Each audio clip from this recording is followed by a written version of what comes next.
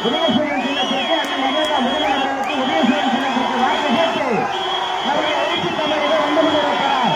வந்து கொண்டிருக்கிறார். அண்ணன் எழுச்சி தமிழக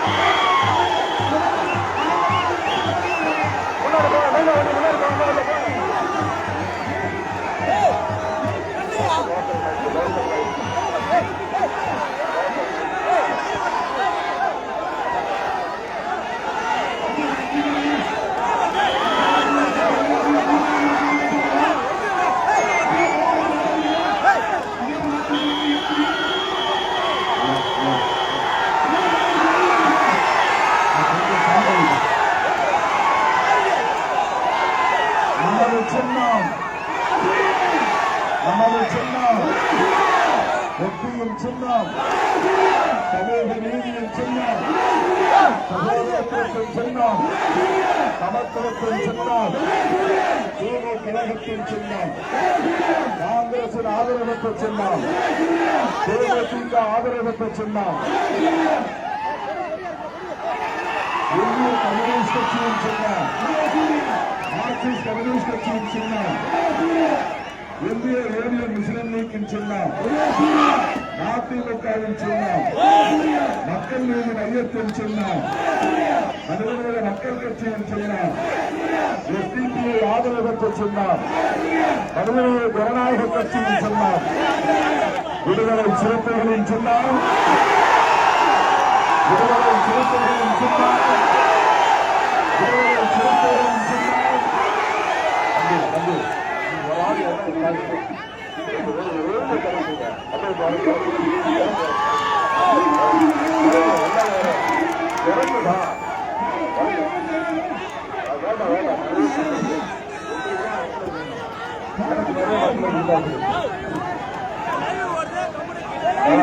வெற்றி வேட்பாளர் சட்டமன்ற உறுப்பினர் விடுதலை சிறுத்தைகளின் நல்லிணக்க தோழர்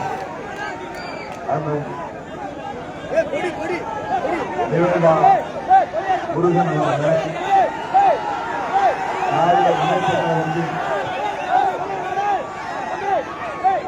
மாவட்ட துணை செயலாளர் ஞானவேலன் அவர்கள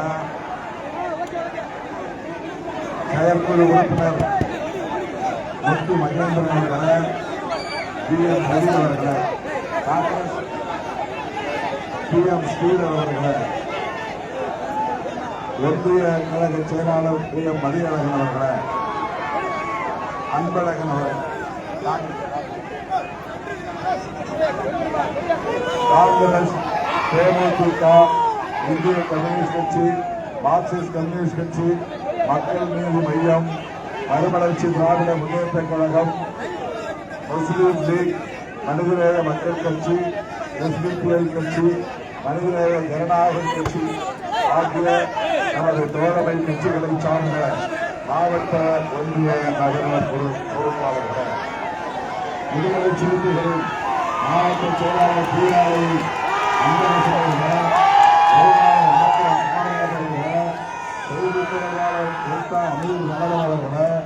மாவட்ட துணை செயலாளர்கள் ஏ. ஸ்டாலின், பெரியார் மதி, சிறுத்தை சந்தியா, மண்டல செயலாளர் அறிவழகன், துணை செயலாளர்கள் முல்லை வளவன், சீர்காழி காமராஜ், தேர்தல் கணக்கீடு பொறுப்பாளர்கள் ஆற்றூர் செல்வ அரசு, அதிகமூர்த்தி, அன்பு செல்வன் ஆகிய முன்னோடிகளை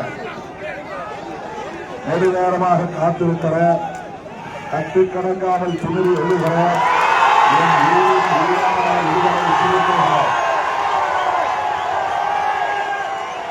அனைவருக்கும் என்னுடைய பணிவு கலந்த வணக்கத்தை தெரிவித்துக் கொள்கிறேன். அண்ணன் விவேகா முருகன் அவர்கள் சட்டமன்றத்தில் விடுதலை மக்களுக்கான குரலை ஓங்கி ஒலித்து வருபவர். அவர் மீண்டும் திராவிட முன்னேற்ற கழக தலைவர் அண்ணன் முத்துவேல் கருணாநிதி ஸ்டாலின் அவர்களின் நல்வாழ்த்துக்களோடும் விடுதலை சிறுத்தைகளின் நல்வாழ்த்துக்களோடும் களம் காண்கிறார். அவருக்கு உதயசூரியன் சின்னத்திலே வாக்களிக்க வேண்டும் என்று கேட்டு உங்களை தேடி வந்திருக்கிறேன், நாடி வந்திருக்கிறேன். அவரை மீண்டும் வெற்றி பெற செய்வீர்களா? அவரை மீண்டும் சட்டமன்றத்திற்கு அனுப்புவீர்களா? உதயசூரியன் சின்னத்தில் வாக்களிப்பீர்களா? அவருடைய குரல் சட்டமன்றத்திலே ஒலிக்க செய்வீர்களா? விடுதலை சிறுத்தைகளால் அவர் வெற்றி பெற்றார் என்ற வரலாற்றை உருவாக்குவீர்களா? என் ஊரின் உயிரான விடுதலை சிறுத்தைகளே, ஏற்கனவே அவரை நீங்கள் வெற்றி பெற செய்துவிட்டீர்கள். என்றாலும் உங்களை தேடி வந்து உங்கள் திருமுகங்களை பார்த்து சில தகவல்களை பகிர்ந்து கொள்வதற்காகத்தான் நான் வந்திருக்கிறேன்.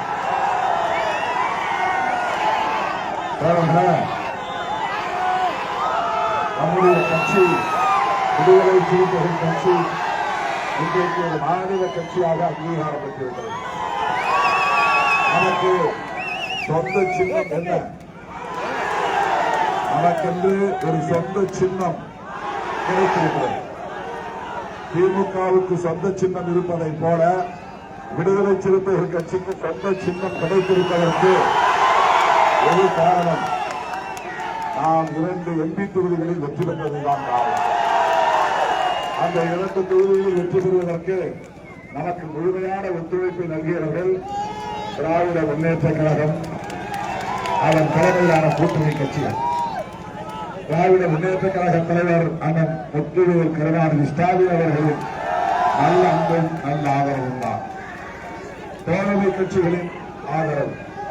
அதனால்தான் நான் சிதம்பரத்தில் 3வது முறையாக வெற்றி பெற்றிருக்கிறேன் நாடாளுமன்ற உறுப்பினராக. விழுப்புரத்தில் ரவிக்குமார் வெற்றி பெற்றார். இந்த 2 பேரும் இன்றைக்கு நான் எம்பிக்களாக இருப்பதால் தான் விடுதலை சிறுத்தைகள் கட்சி அங்கீகாரம் பெற்ற ஒரு கட்சியாக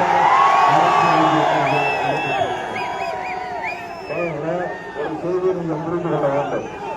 அகில இந்திய அளவில் நாடு விடுதலை பெற்று உலகத்தை நாட்டுகின்ற நடந்த நிலையில் 4 கட்சிகள் தான் அங்கீகாரம் பெற்றிருக்கின்றன. அதில் 3 கட்சிகள் அம்பேத்கர் கொள்கை வழியில் இயங்கக்கூடிய 4 கட்சிகளில் 3 வட இந்தியாவை சார்ந்த கட்சிகள், வட இந்தியாவை சார்ந்த கட்சிகள்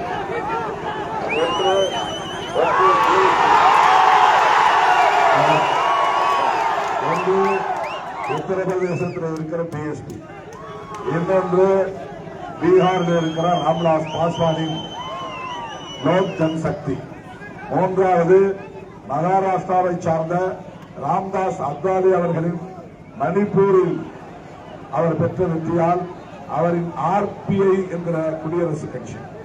இந்த 3 கட்சிகளும் வட இந்திய கட்சிகள்.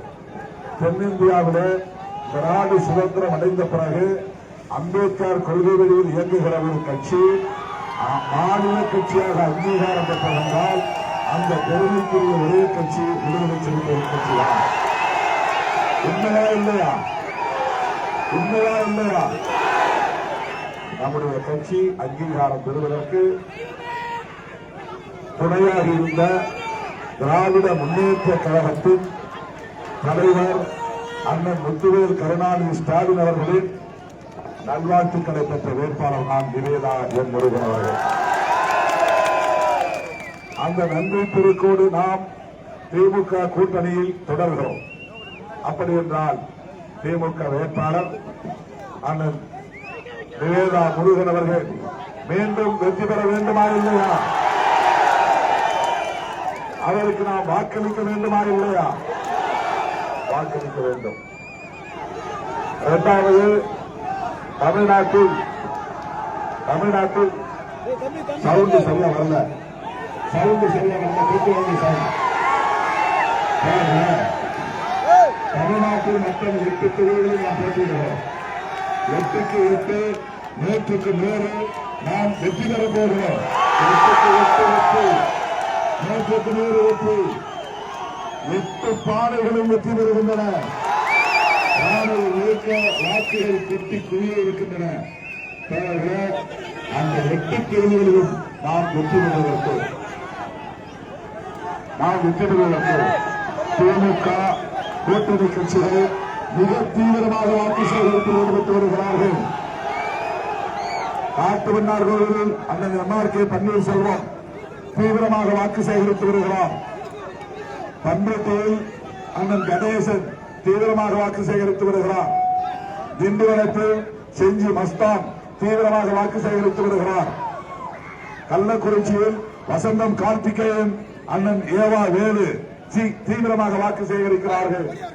அரக்கோணத்தில் ராணிப்பேட்டை காந்தி, அண்ணன் ஏவா வேலு, ஜெகத் ரட்சகன் இவர்களெல்லாம் தீவிரமாக வாக்கு சேகரித்து வருகிறார்கள்.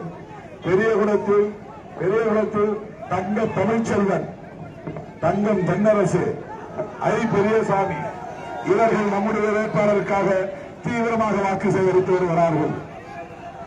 செய்யூரில் அங்கே சுந்தரம் திமுக மாவட்ட கழக செயலாளர் தீவிரமாக வாக்கு சேகரித்து வருகிறார். திருப்பூரில் தாமோ அன்பரசன் விடுதலை சிறுத்தைகளுக்கு தீவிரமாக வாக்கு சேகரித்து வருகிறார். இவர்களெல்லாம் நம்முடைய வெற்றிக்காக தீவிரமாக வாக்கு சேகரித்து வருகிற நிலையில் நாம் அண்ணன் நிவேதாய முருகன் அவர்களுக்கு வாக்கு சேகரிக்க வேண்டுமா? அந்த 8 தொகுதிகளில் நாம் வெற்றி பெறுவதற்கு திமுக உள்ளிட்ட தோழமை கட்சிகள் தீவிரமாக பணியாற்றிக் கொண்டிருக்கிற சூழலில் நாம் பூம்புகார் தொகுதியிலே போட்டியிடக்கூடிய நிவேதா முருகன் அவர்களை வெற்றி பெறச் செய்ய வேண்டுமா இல்லையா? எனதருமை தோழர்களே, திராவிட முன்னேற்ற கழக கூட்டணியில் விடுதலை சிறுத்தைகள் கட்சி ஏன் தொடர்கிறது, ஏன் நீடிக்கிறது? சீட் இருங்க, மேசி அப்புறம் கொடுக்கலாம்.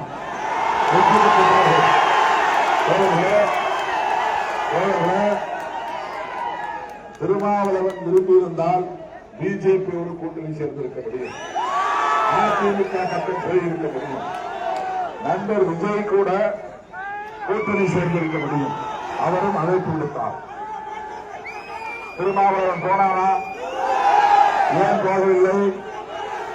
திருமாவளவனுக்கு இன்னும் அரசியல் தெரியவில்லையா? திருமாவளவன் வேறும் இல்லாதவனா? என்ன காரணம் போகவில்லை? அம்பேத்கர் கொள்கை,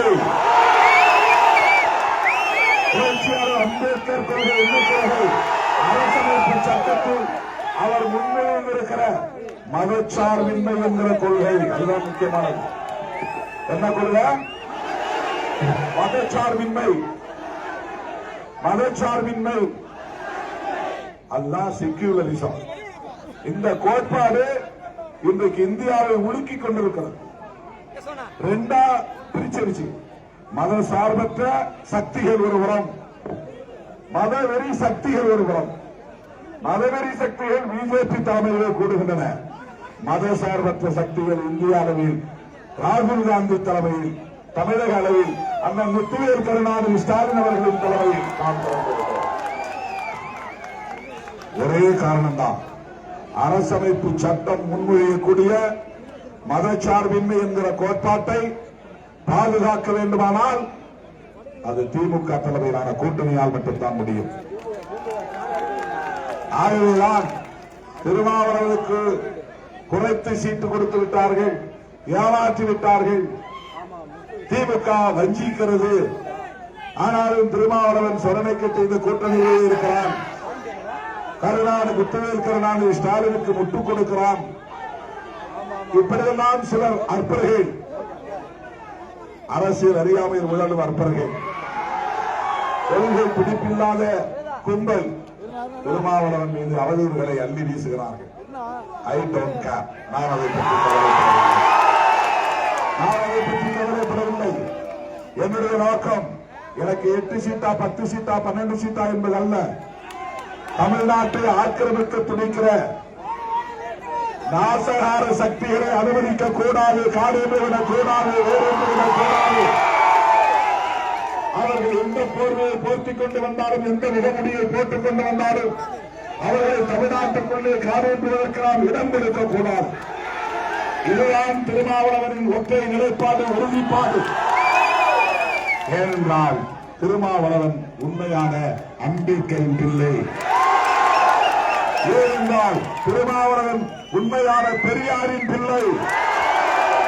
ஏனென்றால் திருமாவளவன் விடுதலை சிறுத்தைகள் மார்க்சியத்தை உருவாக்கியவர்கள்.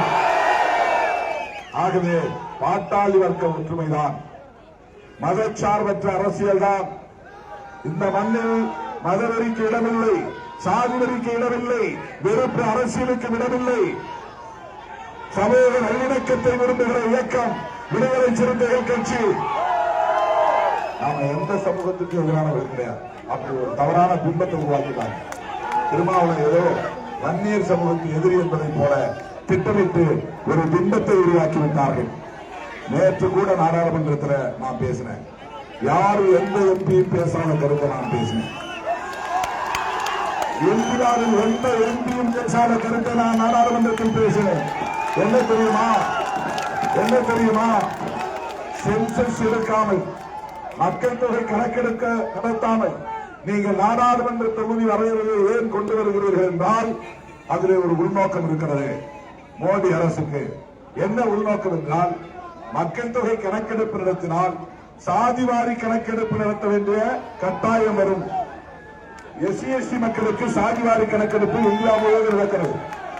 இப்ப பூம்புகார் தொகுதியில SC மக்கள் எவ்வளவுன்னு சொல்ல முடியும். அதுக்கு பெர்சன்டேஜ் கணக்கு இருக்கு. இங்கு பறையர்கள் எவ்வளவு பேர் இருக்கிறார்கள் என்பதை சொல்ல முடியும். ஆனால் வேறு எந்த சாதிக்கும் கணக்கு கிடையாது. தோராயமா சொல்றதுதான். இந்தியா முழுவதும் இதுதான் நிலைமை. பிசிக்கு கணக்கு கிடையாது, OBC MBCக்கு கணக்கு கிடையாது, ஒட்டுமொத்தத்தில் OBCக்கு கணக்கு கிடையாது.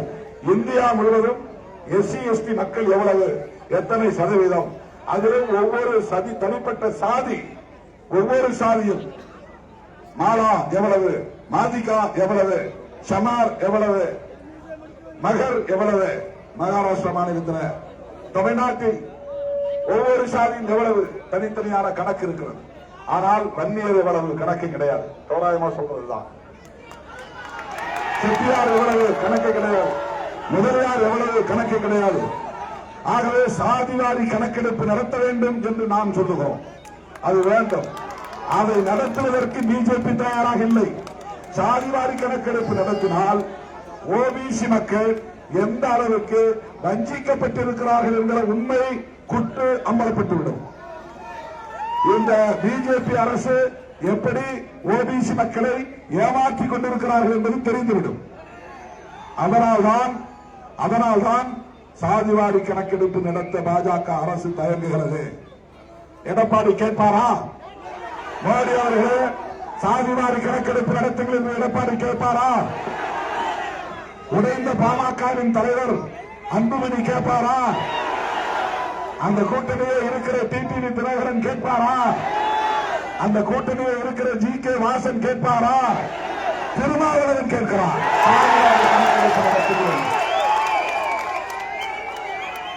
அது மட்டுமில்லை, பெண்களுக்கு இடஒதுக்கீடு 33%. அதுல SC/ST பெண்களுக்கு இடஒதுக்கீடு உண்டு. ஏன்னா கான்ஸ்டிடியூஷன்ல ஏற்கனவே அது பாதுகாப்பு ஏற்படுத்தப்பட்டு விட்டது. புரட்சியாளர் அம்பேத்கர் அதை உறுதிப்படுத்திவிட்டார். இப்ப 33% வந்தால் அதுல SC பெண்களுக்கு SC உமன் வந்துடும், ST உமன் இது வந்துடும். ஆனா OBC பெண்களுக்கு இடஒதுக்கீடு இல்லை. இந்த நாடாளுமன்ற கூட்டத்தொடரில் நான் பேசினேன். MBC பெண்களுக்கு, இதர பிற்படுத்தப்பட்ட பெண்களுக்கு இடஒதுக்கீடு உண்டா இல்லையா? அந்த இடஒதுக்கீடு கேட்பார்கள் என்பதற்காகவே அவசரமாக நீங்கள் இந்த நாடாளுமன்ற தொகுதி வரையறையை, மறுவரையறையை கொண்டு வர துடிக்கிறீர்கள். இது OBC மக்களுக்கு செய்கிற துரோகம், OBC பெண்களுக்கு செய்கிற துரோகம். பேசியது யார்? அதிமுக MP இல்லை. பேசுவன் திருமாவளவன் ஓபிசி. ஆனால் தமிழ்நாட்டு அரசியலில் திருமாவளவன் ஓபிசிக்கு எதிரி அப்படி பரப்பிவிட்டார்கள். எம்பிசிக்கு எதிரி அப்படி பரப்பிவிட்டார்கள். எம்பிசி மாணவர்களுக்கான வருமான வரம்பு உயர்த்தப்பட வேண்டும் என்ற கோரிக்கையை மன்மோகன் சிங் அவர்களை சந்தித்து மனு கொடுத்த முதல் எம்பி திருமாவளவன். நான் கொடுத்ததான் மன்மோகன் சிங் எம்பிசி பிசி மாணவர்களுக்கான வருமான வரம்பு உயர்த்தப்பட்டது. அது திருமாவளவன் செய்த சாதனை. அதே மாதிரி ஆல் இந்தியா கோட்டா மருத்துவக் கல்லூரி மாணவர்கள் சேர்க்கை, அதுல ஓபிசி மாணவர்களுக்கு இடஒதுக்கீடு கிடையாது. இதை எந்த கட்சி தலைவரும் கண்டுபிடிக்கவில்லை. இதை கண்டுபிடித்த இயக்கம் விடுதலை சிறுத்தைகள் கட்சிதான்.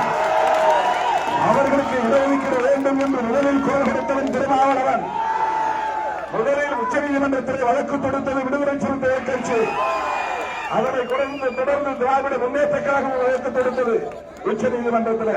அந்த வழக்கின் அடிப்படையில் தான் இன்றைக்கு ஆல் இந்தியா கோட்டாவில் ஓபிசி மாணவர்களுக்கு மருத்துவ கல்வியிலே இடஒதுக்கீடு கிடைக்கிறது.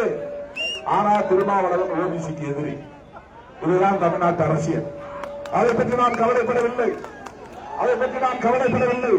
நாம் அனைத்து தரப்பு மக்களுக்காகவும் போராடுகிற ஒரு பேர் இயக்கம் விடுதலை சிறுத்தைகள் கட்சி. விடுதலை மக்களுக்கான கட்சி, அனைத்து தரப்பு உழைக்கும் மக்களுக்கான கட்சி, பெண்களுக்கான கட்சி.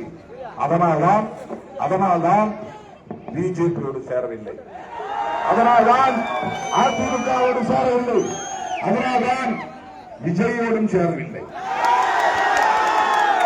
விஜய் அதிமுக போகல, திமுக போகல, தனித்துதான் இருக்கிறார். அவர் மேல என்ன நீங்க குற்றம் சொல்றீங்க அப்படின்னு கேட்கலாம். இங்கதான் அரசியல் இருக்கிறது. நண்பர் விஜய் அவர் நம்ம நண்பர் தான் போடுறாங்க. நண்பர் விஜய் அவர் கட்சி தொடங்கி 3 வருஷம் ஆடும்போது அவர் பேசுற அரசியல் என்ன? திமுக வெறுப்பு, திமுக வெறுப்பு, திமுக வெறுப்பு. ஸ்டாலினை நான் தோற்கடிப்பேன்.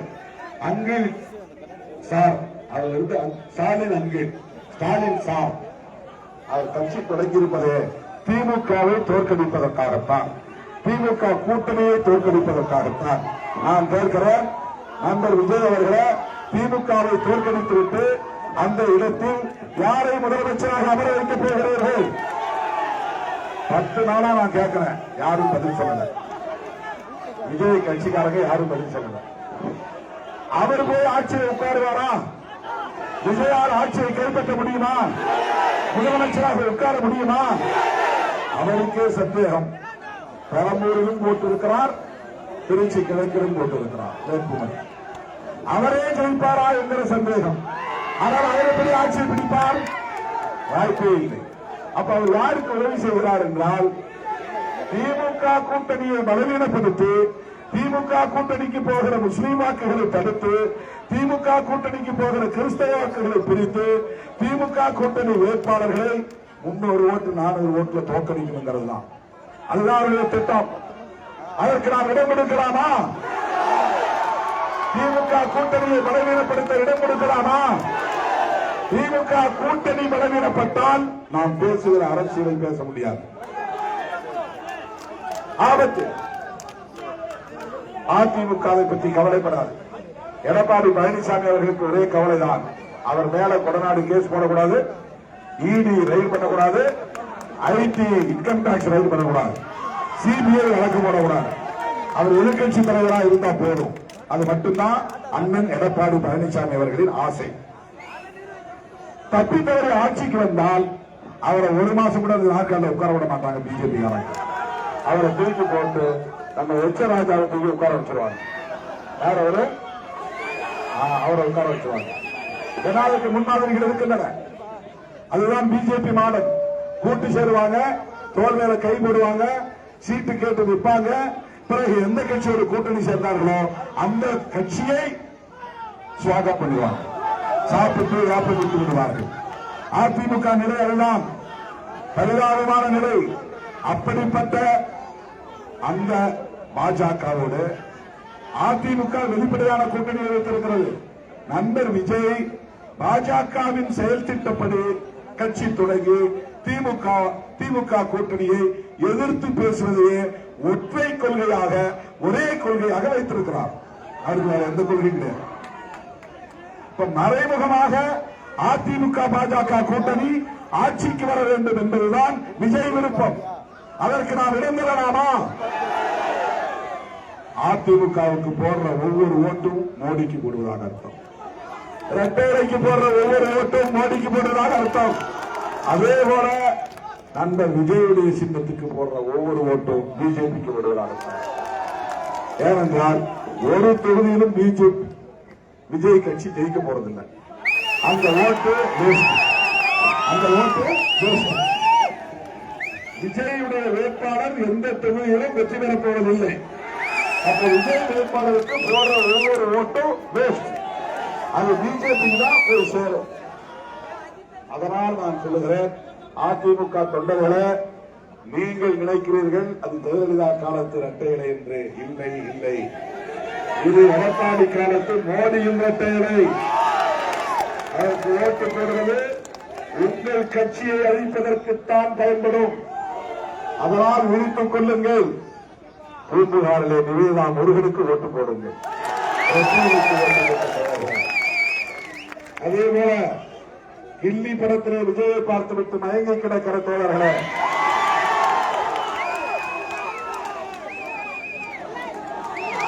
அவருக்கு நீங்கள் ஓட்டு போட்டால் திமுக வேட்பாளர்களை, திமுக கூட்டணி வேட்பாளர்களை தோற்கடிப்பதற்கு பயன்படுமே தவிர விஜய்க்கு பயன்படாது. விஜய்க்கு பயன்படாது. உங்க கட்சி ஆட்சிக்கு வர போவதில்லை. நீங்கள் யாரும் சட்டமன்றத்துக்கு போக முடியாது. ஏனென்றால் விசில் தேட்டர் தான் அடிக்க முடியும், சட்டசபை விசில் தேட்டர் தான் அடிக்க முடியும், சட்டசபை அடிக்க முடியாது. விசில் அடிப்பவர்களை தேட்டருக்கு அனுப்புங்கள், சட்டசபைக்கு வேண்டாம். நம்முடைய ஆதரவு பெற்ற நிவேதா முருகன் அவர்களை சட்டசபைக்கு அனுப்புங்கள். நம்முடைய குரலாய் அங்கே அவர் ஒழிப்பார். அதைவிட நாம் பேசும் சமூக நீதி அரசியலை பாதுகாக்க வேண்டுமானால், தமிழ்நாட்டை சமூக நல்லிணக்கம் நிலவுகிற மண்ணாக பாதுகாக்க வேண்டுமானால், பெரியார் அரசியலை பேச வேண்டுமானால், அம்பேத்கர் அரசியலை பேச வேண்டுமானால், பெரிய மார்க்சிய அரசியலை பேச வேண்டுமானால், அண்ணாவின் இருமொழி கொள்கையை பேச வேண்டுமானால், அண்ணா முன்மொழிந்த மாநில சுயாட்சி கொள்கையை பேச வேண்டுமானால், இந்தியை திணிக்க விடாமல் தடுக்க வேண்டுமானால், மகளிர் விடியல் பயணம் தொடர வேண்டுமானால், உரிமை தொகை 1000 2000 உயர வேண்டுமானால், நான் முதல்வன் திட்டம், புதுமை பெண் திட்டம், தமிழ் புதல்வன் திட்டம், காலை சிற்றுண்டி திட்டம் தொடர வேண்டுமானால், நிவேதா முருகன் அவர்களுக்கு உதவி செய்யும் சொன்னத்தில் வாக்களிப்பீர்களா? வெற்றி பெற வைப்பீர்களா? அவருடைய வெற்றிக்கு விடுதலை சிறுத்தைகள் காரணம் என்பதை பதிவு செய்வீர்களா? நெடுநேரமாக காத்திருந்த இந்த நிகழ்ச்சியை சிறப்பித்த என் உயிரின் உயிரான விடுதலை சிறுத்தைகள் அனைவருக்கு இல்லாத நன்றியை தெரிவிக்கிறேன். அனைவரும் பாதுகாப்பாக வீடு விரும்புகிறோம். பாதுகாப்பாக வீடு விரும்புகிறோம்.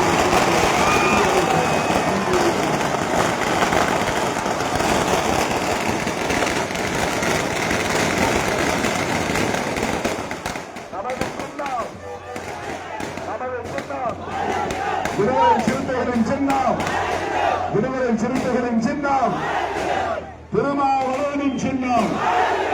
அவர்களை மறந்துவிடார்கள். உங்கள் பொன்னான வாக்குகளை உதயசூரியன் சின்னத்திலே முத்திரையிட்டு அவரை வெற்றி பெற செய்யுங்கள் என்று கேட்டு, கட்சி நிதியாக PR அன்பரசன், செம்பை செல்வ கலைவண்ணன் 25,000 ரூபாய் ஊதியாக எடுத்து வழங்குகிறார். அவருக்கு நன்றி. பாதுகாப்பாக வீடு வண்டியை பாதுகாப்பாக தயவு செய்து அனைவரும் பாதுகாப்பாக வீடு, அனைவரும் பாதுகாப்பாக, தாய்மார்கள் அத்தனைகளும் பாதுகாப்பாக வீடு.